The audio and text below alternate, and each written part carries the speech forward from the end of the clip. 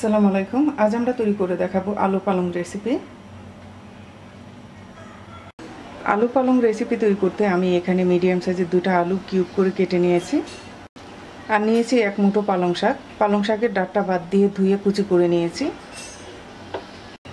চুলায় একটা কড়াইতে আমরা 3 টেবিল চামচ তেল দিয়ে গরম করে নিয়েছি। এর মধ্যে আমরা দিয়ে দিচ্ছি হাফ চা চামচ আস্ত জিরা,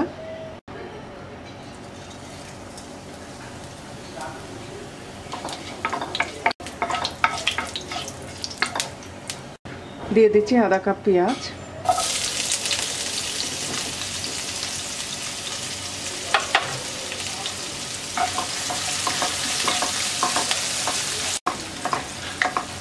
দিয়ে দিচ্ছি আলুটাকে পেঁয়াজের সাথে আমরা 4-5 মিনিট ভেজে নেব।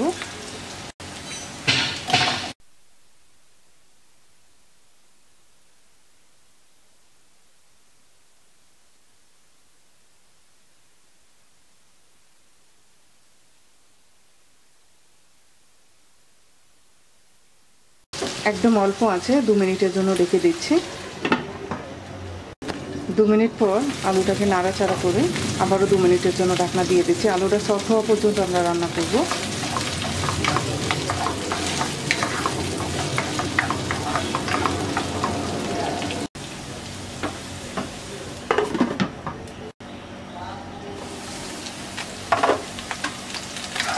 আলু অনেকটা সফট হয়ে আসছে। এই পর্যায়ে আমরা দিয়ে দিচ্ছি একটা টমেটো কুচি,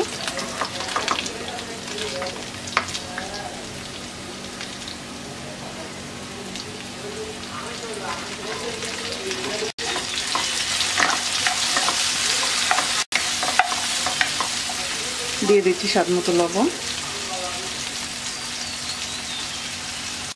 দিয়ে দিচ্ছি 4টা কাঁচামরিচ ফালি,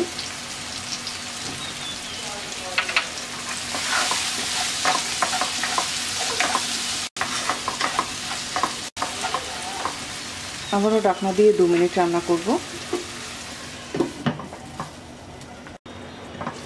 2 মিনিট পর এবার দিয়ে দিচ্ছি 1 চা চামচ ধনিয়ার গুঁড়া,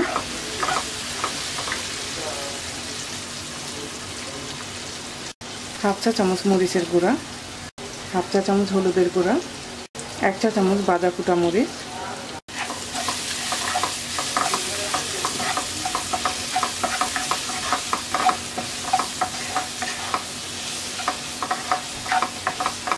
অল্প একটু পানি দিয়ে আলুটাকে 2 মিনিট কষিয়ে নেব।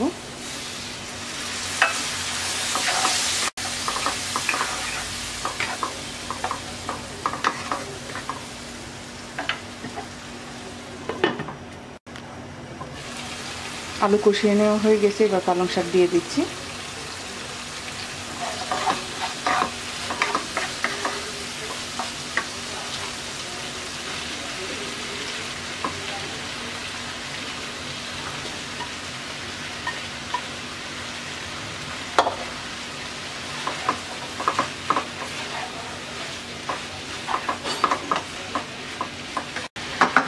এবার মিডিয়াম আঁচে 5 মিনিট রান্না করব।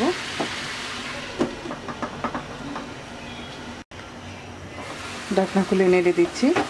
শাকে থেকে পানি বের হয়েছে, এই পানি দিয়ে আলু আর শাকটা ভালো করে সিদ্ধ হয়ে যাবে।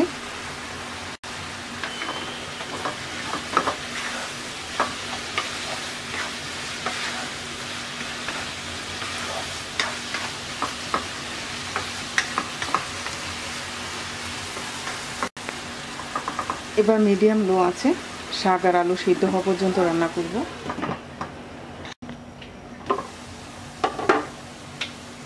আমাদের আলু পালং রেসিপি হয়ে গেছে, এবার নামিয়ে নিচ্ছি।